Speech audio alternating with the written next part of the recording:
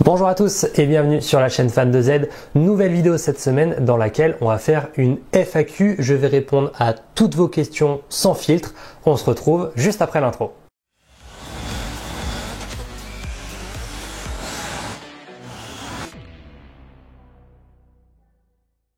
Merci à tous d'être présents sur cette vidéo. Avant que la vidéo commence, je tiens à vous préciser que vous êtes plus de 70% à regarder les vidéos et pourtant vous n'êtes pas abonné à la chaîne. Donc avant de commencer celle-ci, appuie sur le petit bouton s'abonner, partage la vidéo si ça te fait plaisir et si tu veux encore plus, tu peux même la liker. Comme je vous l'ai dit dans l'intro, aujourd'hui je vais répondre à toutes vos questions. Il y a quelques temps sur Facebook et sur Instagram, j'avais fait un post dans lequel je vous demandais vos questions parce que ça va faire maintenant plus de 3 ans qu'on avait fait une FAQ à l'époque et cette semaine, eh bien, on reprend le cap avec donc vos nouvelles questions pour cette année 2025 puisqu'on commence quasiment tout juste l'année. Et la première question, on commence tout de suite, c'était: qu'as-tu pensé de l'année 2024 sur Fan de Z? Alors l'année 2024 sur Fan de Z, c'est sans conteste l'année la plus incroyable qu'on ait fait sur la chaîne, tout simplement parce que déjà en termes d'abonnés, c'est juste stratosphérique, on a passé les 1000 abonnés, aujourd'hui on s'approche et on a dépassé les 2000 abonnés, bref, aujourd'hui c'est clairement incroyable ce qui se passe sur la chaîne. Mais au-delà de ça, si on regarde simplement d'un point de vue contenu, j'ai vraiment la sensation qu'aujourd'hui la chaîne YouTube s'est vraiment professionnalisée. Je sais pas ce que vous en pensez vous dans les commentaires, mais aujourd'hui la chaîne Fan de Z, c'est une vidéo tous les dimanches à 18 h, c'est des shorts, c'est des vidéos sur Instagram, sur TikTok. Aujourd'hui on travaille avec beaucoup de marques de la mini Z, si ce n'est quasiment 100%. On a pu live tous les grands événements qu'on a eu en 2024, la Coupe de France, la Coupe d'Europe et la Coupe du Monde. Ça c'est juste aussi incroyable d'avoir commenté la Coupe du Monde sur la chaîne. Bref, aujourd'hui Fan de Z, c'est quand même devenu une chaîne assez importante en mini Z en France et j'irais même jusqu'à dire à travers le monde.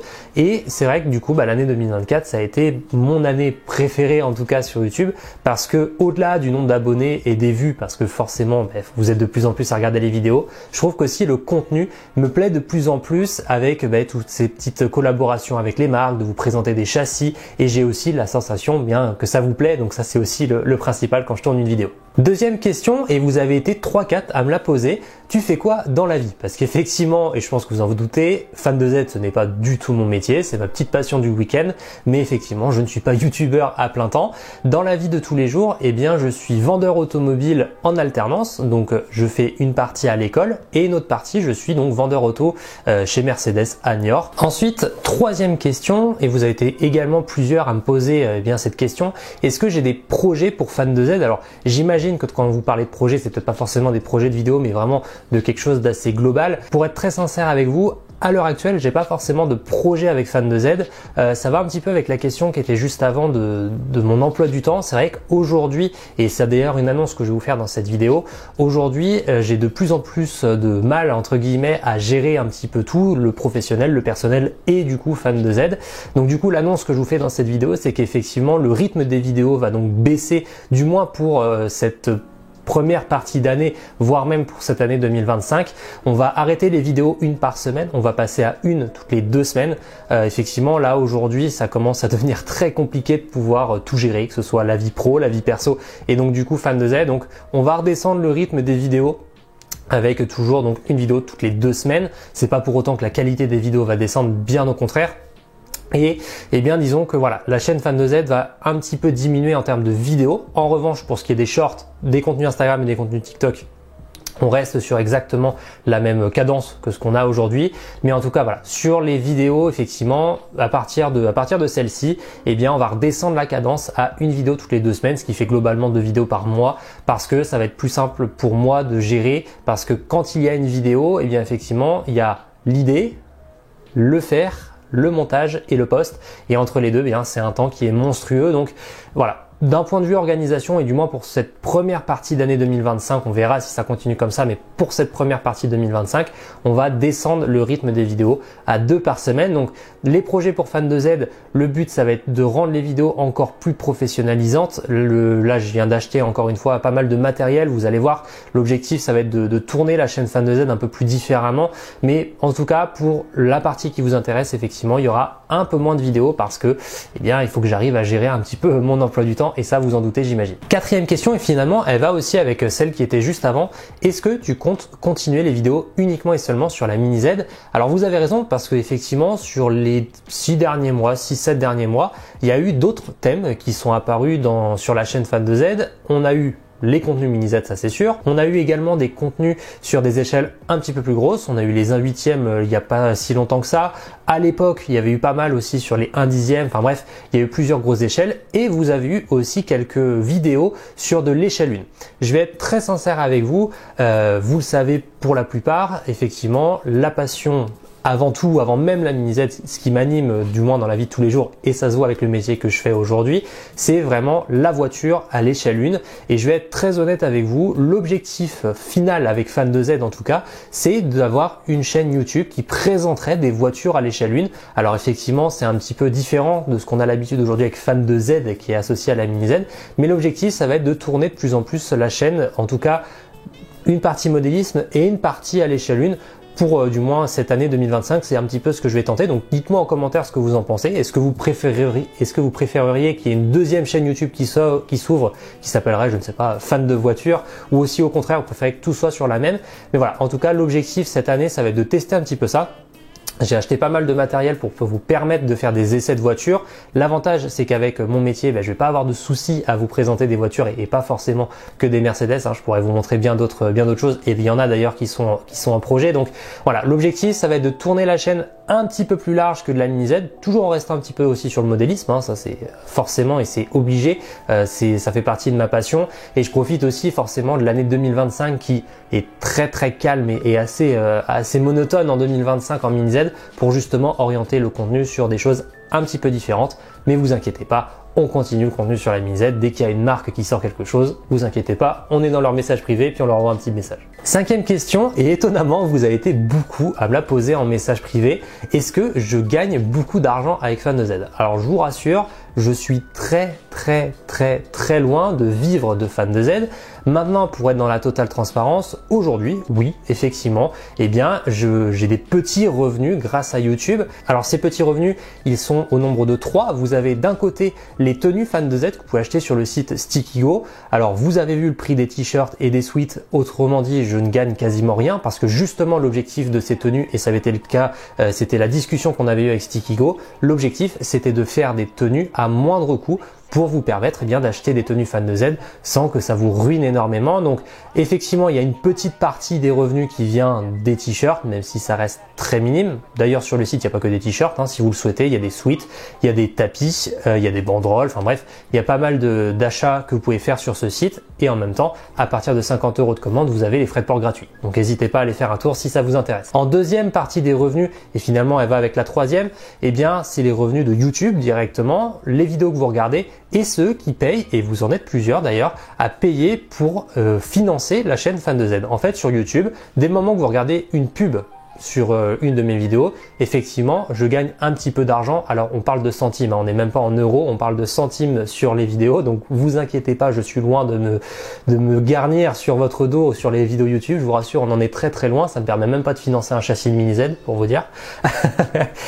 Et derrière, il y a effectivement certaines personnes, et je vous en remercie, qui décident en fait de s'abonner de façon payante. Vous êtes plusieurs à le faire et je vous en remercie, à payer tous les mois, effectivement, des petites sommes ou des plus grosses, ça dépend de chacun, de financer un petit peu la chaîne YouTube. Donc merci à tous. Et donc pour répondre à la question est-ce que je gagne ma vie avec Fan de Z, effectivement j'ai des petits revenus. Maintenant, de là à gagner sa vie, j'aime beaucoup manger des pâtes la semaine. Là ça va être compliqué d'en manger tous les jours quand même. Alors, on est maintenant rendu à la 6e question sur les 8 qu'on aura dans cette vidéo. Est-ce que les marques te payent pour faire des vidéos ou tu gardes les châssis et les pièces après qu'ils te les aient envoyés?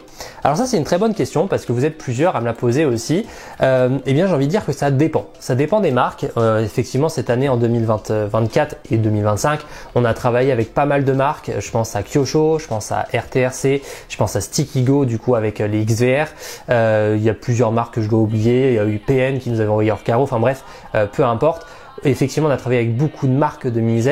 Il y a différents cas. Il y a les cas comme par exemple PRT, je pense à eux parce qu'on avait fait une vidéo sur leur tour à pneus, où la vidéo s'est passée dans leurs locaux, ils ont tourné la vidéo de leur côté, à ce moment-là chacun est gagnant, on leur fait de la pub, eux derrière ça leur vend des tours, bref, là à ce moment-là pas de souci, ils tournent la vidéo de leur côté, moi derrière je la publie, aucun souci. On a aussi les marques, je pense à Stickigo justement avec XDR qui nous envoie les carrosseries, on présente le châssis et derrière ils nous laissent effectivement les carrosseries dans un but d'essayer pour justement pouvoir vous expliquer comment ça fonctionne, le niveau de la solidité haute, d'avoir vraiment un feedback clair et net. On a vu le cas également avec la GLF, la Formula One de chez GL Racing. Derrière, il y a aussi les marques qui demandent, et c'est un accord en commun, de renvoyer les châssis derrière. Je ne vais pas vous les citer parce que le but, c'est pas forcément d'avoir des noms des marques qui offrent ou qui offrent pas, mais effectivement, il y a des marques qui nous envoient leurs châssis, on les présente et derrière, on les renvoie.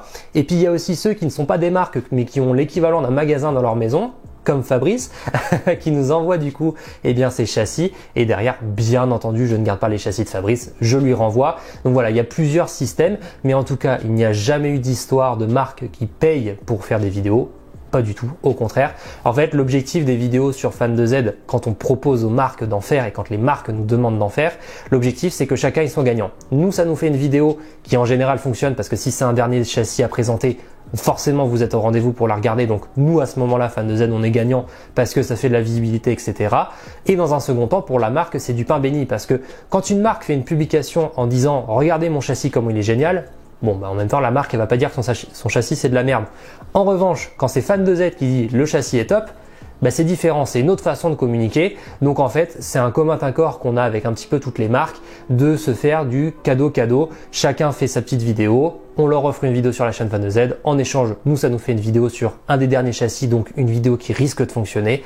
C'est comme ça que ça se passe en général avec les marques. Certaines ont la générosité d'offrir effectivement les cadeaux, d'autres décident qu'on leur renvoie derrière. Nous, en tout cas, il n'y a aucun souci. Et si vous êtes une marque de mini Z et que vous êtes intéressé par des vidéos, n'hésitez pas à nous envoyer des messages parce que nous, pour le coup, on ne demande pas d'avoir des financements autour des vidéos. Au contraire, on le fait avec passion. 7e question, c'était quel est ton objectif ultime sur YouTube?